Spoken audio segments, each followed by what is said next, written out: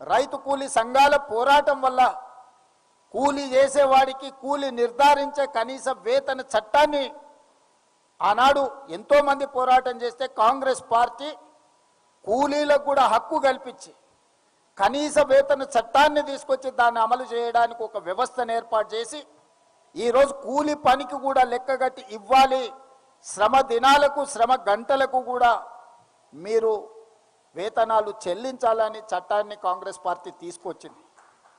వాళ్ళకు పని దొరకకపోతే పని కల్పించడానికే పని లేని పేదలకు, భూమి లేని పేదలకు, ఇల్లు లేని పేదలకు రక్షణ కల్పించడానికి, ఆహార భద్రత కల్పించడానికి మహాత్మా గాంధీ జాతీయ ఉపాధి హామీ పథకాన్ని తీసుకురావడం ద్వారా పేదల యొక్క ఆత్మగౌరవాన్ని పెంచాలి అని శ్రీమతి సోనియా గాంధీ గారు ఆలోచన చేసి మన్మోహన్ సింగ్ గారు ప్రధానమంత్రిగా ఉన్నప్పుడు ఈ చట్టాన్ని అమలు చేయడం జరిగింది.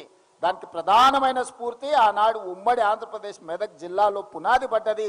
తెలంగాణ మెదక్ జిల్లా నుంచి స్ఫూర్తిని తీసుకొని కొప్పుల రాజు గారు అధికారిగా చట్టాన్ని తయారు చేసి ఈ చట్టాన్ని ఆంధ్రప్రదేశ్ అనంతపూర్లో మొట్టమొదట ప్రధానమంత్రి సోనియా గాంధీ గారు వచ్చి ఈ జాతీయ ఉపాధి హామీ పథకానికి స్ఫూర్తి మనమే, మొట్టమొదటి దేశంలో అమలు చేసింది మనమే.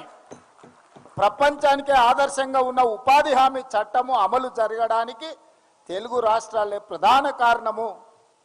ఆనాడు సోనియా గాంధీ గారు, మన్మోహన్ సింగ్ గారు ఇక్కడి నుంచి పథకాన్ని ప్రారంభించారు.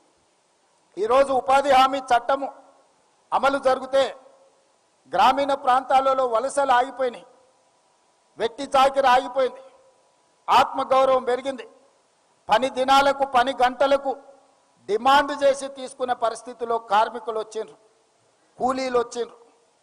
ఇవాళ అదానీ, అంబానీ లాంటి పెద్ద పెద్ద పారిశ్రామికవేత్తలకు అగ్వకు లేబర్ దొరకడం లేదు. కాబట్టి ఈ జాతీయ ఉపాధి హామీ పథకాన్ని గ్రామాలలో రద్దు చేస్తే మళ్ళీ గ్రామాలలో ఉన్న పేదలు వలసల పేరు మీద పట్టణాలకు తరలి వస్తారు. ఎప్పుడైతే పేదలు పట్టణాలకు వస్తారో అదానీ అంబానీలకు అగ్వకు కూలీలు దొరుకుతారు. తిరిగి మళ్ళీ ఈస్ట్ ఇండియా కంపెనీలకు మనల్ని కట్టు బానిసలుగా చేయడానికి, వెట్టి చాకిరిని అందించడానికి ఈరోజు నరేంద్ర మోడీ గారు జాతీయ ఉపాధి హామీ చట్టాన్ని రూపుమాపే ప్రయత్నం చేస్తుండు. ఇది కార్పొరేట్ కంపెనీలు పన్నిన కుట్ర. ఆ పన్నిన కుట్రను అమలు చేస్తున్నది బీజేపీ, నరేంద్ర మోడీ. ఈ కుట్రను తిప్పికొట్టాల్సిన బాధ్యత ప్రతి పౌరుడి మీద, ప్రతి పేదవాడి మీద ఉన్నది. పేదల ప్రతినిధి అయిన కాంగ్రెస్ పార్టీ కార్యకర్తల మీద ఉన్నదని చెప్పి ఈరోజు మీ అందరికీ నేను విజ్ఞప్తి చేస్తున్నా. గతంలో వ్యవసాయం మీద కుట్ర చేశారు. రైతు వ్యతిరేక నల్ల చట్టాలను 3 తీసుకొచ్చారు. ఈ దేశంలో వ్యవసాయాన్ని మొత్తాన్ని అదానీ, అంబానీ, అమెజాన్లకు తాకట్టు పెట్టాలని నరేంద్ర మోడీ గారు పార్లమెంట్లో చట్టం తెచ్చారు. ఆనాడు నేను, ఉత్తమ్ కుమార్ రెడ్డి గారు, కోమటిరెడ్డి గారు మన ప్రాంతం నుంచి పార్లమెంట్ సభ్యులం. రాహుల్ గాంధీ గారు స్పష్టంగా నరేంద్ర మోడీకి చెప్పాడు, నువ్వు తెచ్చిన రైతు వ్యతిరేక నల్ల చట్టాలను ఉపసంహరించుకోవడమే కాదు, ఈ జాతికి నీతోని క్షమాపణ చెప్పిస్తా, అప్పటి వరకు మేము పోరాటం చేస్తామని రాహుల్ గాంధీ చెప్పిండ్రు. అది నిజమైంది. రైతు వ్యతిరేక నల్ల చట్టాలను తెచ్చిన నరేంద్ర మోడీ చట్టాలను ఉపసంహరించుకోవడమే కాకుండా ఈ జాతికి క్షమాపణ చెప్పించిండు రాహుల్ గాంధీ నరేంద్ర మోడీ గారి చేత. ఇది మన నాయకుడు సాధించిన విజయం రైతుల కోసం. ఈ రోజు కూడా రైతు కూలీల కోసం ఏదైతే రైతు వ్యతిరేక చట్టం తీసుకొచ్చిండో నరేంద్ర మోడీ, విబీజీ, రామ్జీ, అందులోనే గందరగోళం ఉంది. వికసిత్ భారత్ ఎక్కడున్నది? ఇందులో సంక్షోభ భారత్ను సృష్టిస్తున్నావు. పేదలను వెట్టి చాకిరి బానిసలుగా చేయడానికి నువ్వు చట్టాన్ని తెస్తున్నావు నరేంద్ర మోడీ గారు.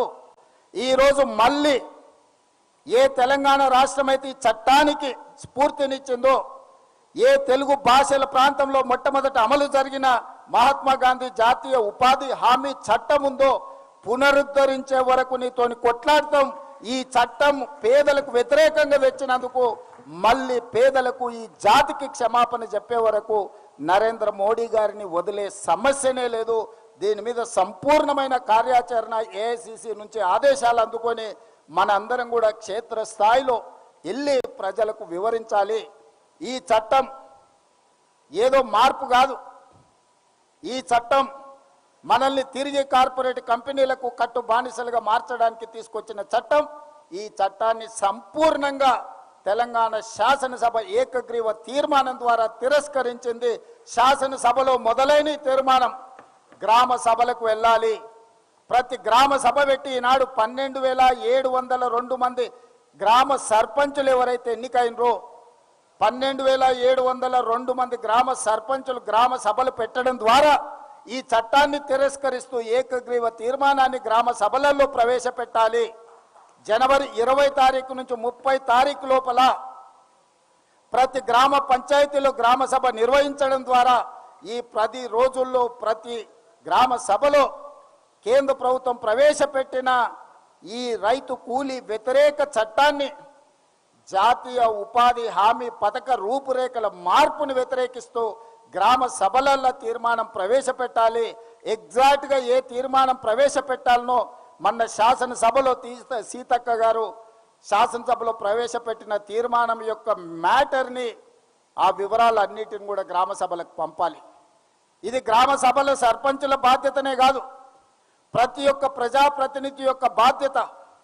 అందుకే ఈరోజు ప్రతి శాసనసభలో ఉండే శాసనసభ్యుడు తన నియోజకవర్గంలో పూర్తి స్థాయిలో ఈ కార్యాచరణ అమలు చేయడానికి వాళ్ళు పూనుకోవాలి. అదేవిధంగా శాసన మండలి సభ్యులు